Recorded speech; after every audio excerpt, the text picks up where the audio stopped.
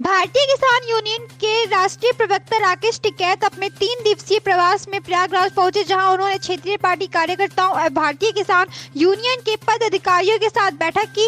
इस अवसर पर उन्होंने मीडिया से मुखातिब होते हुए कहा कि भारतीय किसान यूनियन द्वारा 13 महीनों से चलाई जाने वाली आंदोलन को केंद्र सरकार द्वारा किए गए वादों के आधार पर समाप्त कर दिया है, लेकिन अब वादा खिलाफी की जो दौर शुरू हुआ है, इससे वह काफी आहत हुई है और जल्द ही वह सभी राज्यों की सरकारों से बात करके न्यूनतम समर्थन मूल्य पर एक मत बनाएगी तथा उसी के आधार पर केंद्र सरकार के साथ बात करेगी। केंद्र सरकार ने जो वादा खिलाफी की है वह किसी भी तरीके से मान्य नहीं है। केंद्र सरकार द्वारा जो कमेटी बनाने की बात कही गई थी, उस बात से भी केंद्र सरकार पीछे हट रही है। इसलिए भारतीय किसान यूनियन केंद्र सरकार को इस बात का दबाव डालेगी।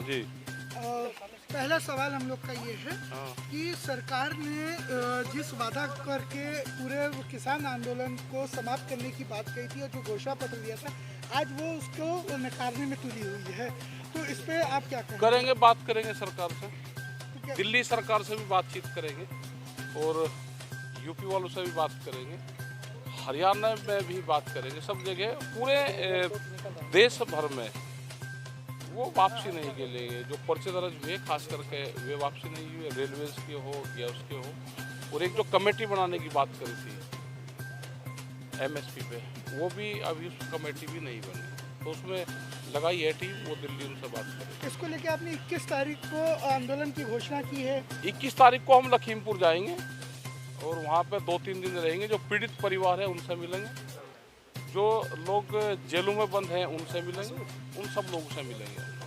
अच्छा, दूसरी सबसे बड़ी खबर जो आपने भी इसकी घोषणा करी थी कि जो धान खरीद पे जो धांधलीबाजी हो रही है, जिसको लेकर आपने लखनऊ पे भी कहा था कि सरकार अब अपने वादों से दूर हटती जा रही है।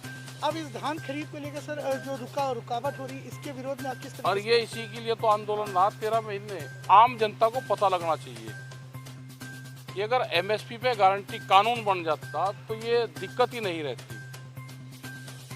उसी के लिए 13 महीने आंदोलन चला। ये एमएसपी पे गारंटी कानून नहीं बनेगा तो हम पूरे देश भर में इन इशू के लिए जाएंगे। सबसे बड़ी बात, एक और खबर जो महाराष्ट्र से आ रही है, जिसमें शिवसेना ने 5 राज्यों के चुनाव में आपसे समर्थन मांगा है। नहीं, उन्होंने कोई समर्थन नहीं मांगा। वे आए थे इस आंदोलन की जीत पे। वहाँ के मुख्यमंत्री ने अपने एमपी को उनको भेजा था कि आप जाओ, उनका धन्यवाद कर कहो और ये कहा कि आप महाराष्ट्र में आओ तो जो हमारी पॉलिसी है उस पॉलिसी को भी आप देखो। उन्होंने कोई पॉलिटिकल बात नहीं करी, ना उन्होंने समर्थन मांगे। इस बार लोकसभा विधानसभा चुनाव जो यूपी में हो रहे हैं, आप इसमें किस तरीके से समर्थन करेंगे? किसका समर्थन करेंगे? समर्थन नहीं है हमारा। अपना चुनाव लड़े सब लोग, हमारे पास में सब लोग आते हैं वहाँ पे। हम सबको यही कहते हैं भाई चुनाव लड़ो, अपना शांति से लड़ो। तो इस बार मतलब क्या यूपी में क्या किस तरीके का? नहीं, अभी नहीं, लोग अपने हिसाब से दे लेंगे। भाई धान भी क्या हो तो इनको वोट दे लियो और नुकसान हो जाओ तो किसी दूसरे को देगा। तो नाराजगी के आधार पे वोट लोग देते हैं। भाई खुश होता है तो मंदिर में ज्यादा पर जो पैसे चढ़ा देगा, नाराज होता है तो नहीं चढ़ाता। भाई जनता खुश हो तो इनको वोट दे लो, नाराज हो किसी दूसरे को दे लो। हमारे कहने से कौन वोट लगा देंगे? तो इस बार आपको लगता है कि यूपी में कि भाजपा सरकार वापस आएगी? भाई क्या पता हमें कौन आऊगा कौन नहीं, हमें लेकिन विपक्ष मजबूत रहना चाहिए। योगी आदित्यनाथ जी गोरखपुर से चुनाव लड़ रहे तो मजबूती से अपना चुनाव लड़े, क्योंकि विपक्ष भी मजबूत रहना चाहिए। अच्छा, अभी जो धान खरीद नहीं हो रहा है, यहाँ पर 100 ट्रैक्टर जो है खड़े थे अभी और धान खरीद नहीं हो रहा तो भाई वोट देख लो किस हिसाब से देंगे। ये गारंटी कानून बनना चाहिए एमएसपी पे।